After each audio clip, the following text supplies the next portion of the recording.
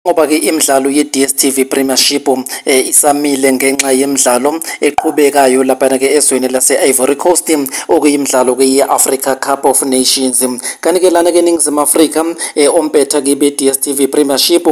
baye baba ke nomdlalo bungani neqembu ke elike ladlala ku-DStv Premiership ke iba Rocker FC okuyiqembu ke lapha ke iPolokwane njengamanje ke sidlala lapha ke ku-Motsepe Foundation Championship.